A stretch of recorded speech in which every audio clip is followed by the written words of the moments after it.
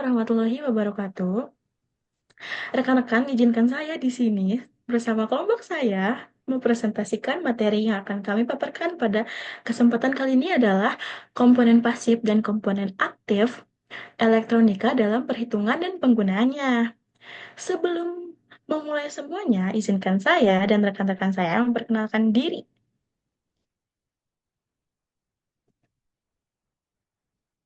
Nah, teman-teman, di sini ada 12 rekan saya bersama saya menjadi 13 orang. Selanjutnya, ada agenda yang akan kami paparkan yaitu yang pertama tentang pengantar elektronika, kedua komponen pasif, ketiga komponen aktif, dan yang keempat adalah penggunaan dalam rangkaian sederhana.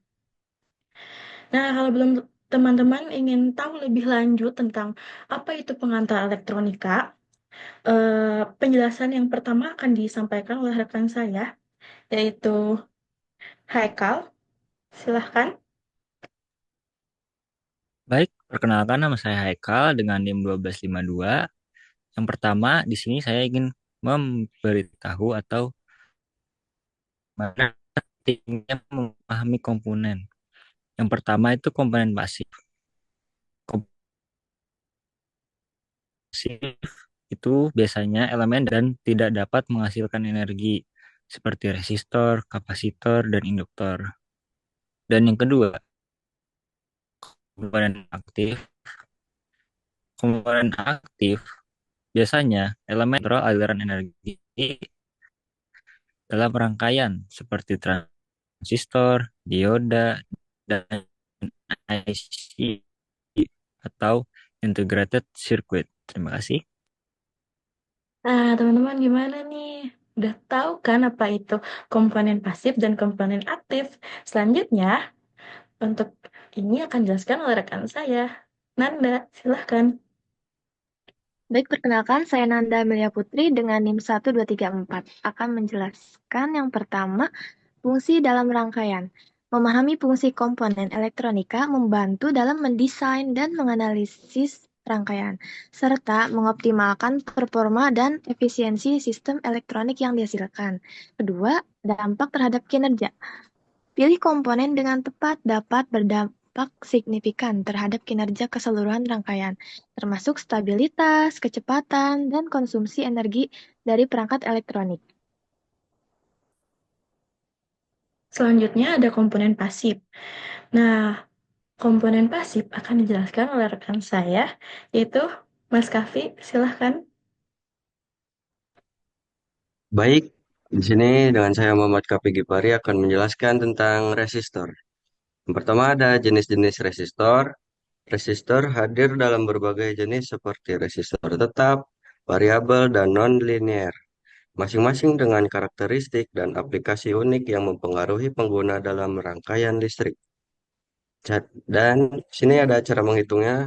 Nilai resistor dapat dihitung menggunakan hukum Ohm dan kode warna pada resistor, serta dengan menjumlahkan nilai dari resistor seri dan paralel sesuai konfigurasi rangkaian.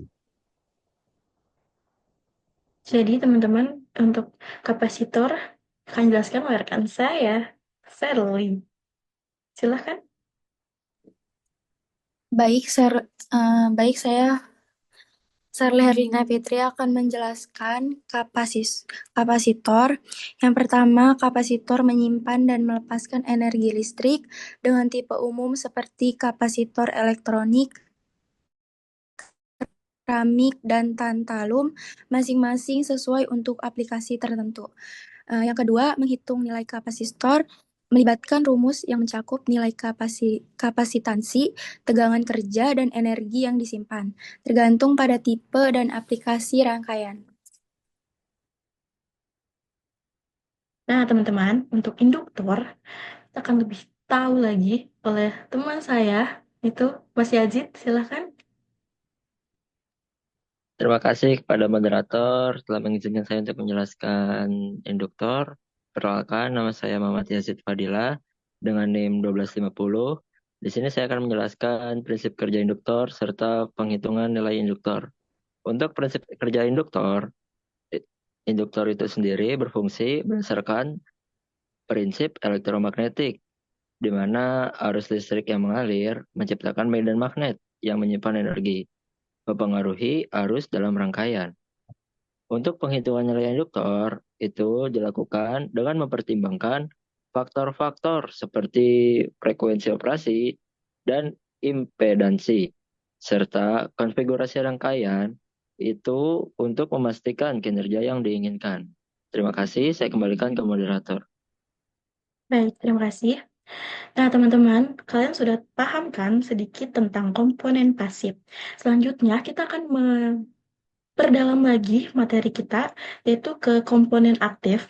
Untuk komponen aktif akan dijelaskan oleh rekan saya juga, yaitu Mas Fadlan. Silakan. Baik, untuk transistor, tipe transistor dan karakteristik. Tipe transistor seperti BJT dan FET memiliki karakteristik unik terkait penguatan sinyal dan pengendalian arus. Penting untuk mengenali perbedaan dalam aplikasi. Dan untuk penggunaan transistor dalam rangkaian, transistor digunakan dalam berbagai rangkaian, seperti penguat, saklar, dan osilator. Berfungsi untuk mengendalikan aliran arus berdasarkan sinyal input. Terima kasih. Nah, rekan-rekan, sini ada dioda. Dioda akan dijelaskan oleh rekan saya juga, yaitu Kananda. Silakan. Baik, dioda, karakteristik dioda. Dioda memiliki karakteristik penting seperti tegangan ambang dan hubungan arus tegangan yang menentukan perilakunya dalam sirkuit listrik. Selanjutnya, perhitungan arus dan tegangan dioda. Perhitungan arus dan tegangan pada dioda melibatkan hukum Ohm dan karakteristik khusus dioda, membantu memahami performa di dalam suatu rangkaian. Selanjutnya di sini ada OPAMP dan akan dijelaskan oleh Nadia. Silakan Nadia.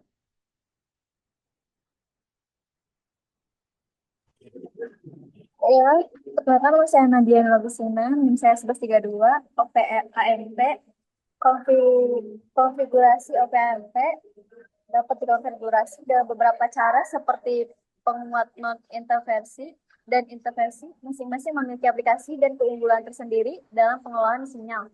Penghitungan nilai gain pada OPAMP melibatkan rasio antara keluaran dan masukan, penting untuk merancang rangkaian penguat yang efisien.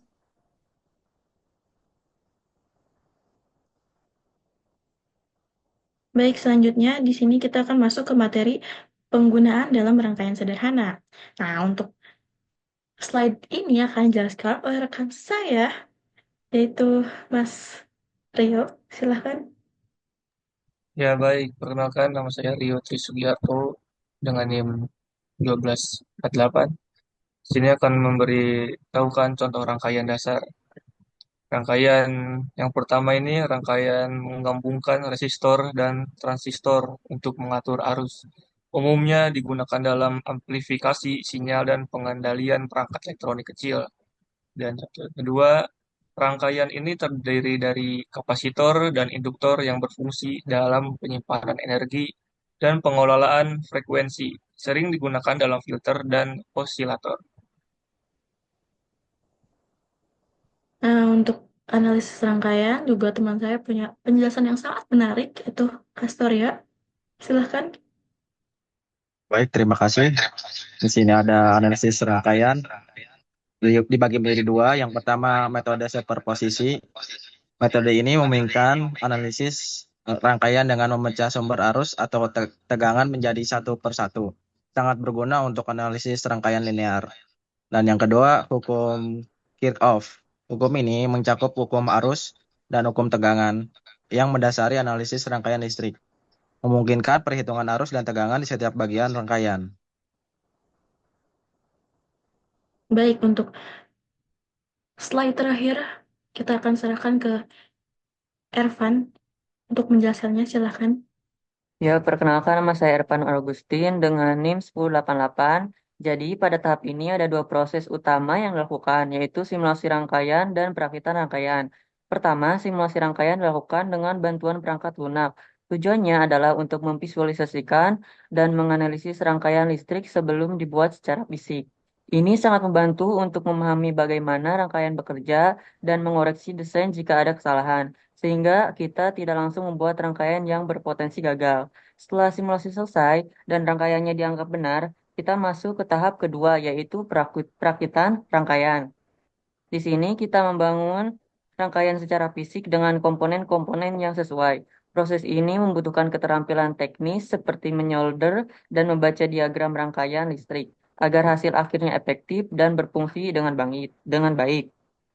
Jadi, melalui praktik kerja ini, kita tidak hanya belajar secara teori, tapi juga mengasah kemampuan teknis secara langsung. Terima kasih. Baik, terima kasih teman-teman. Materi yang kalian sampaikan sangat berguna sekali.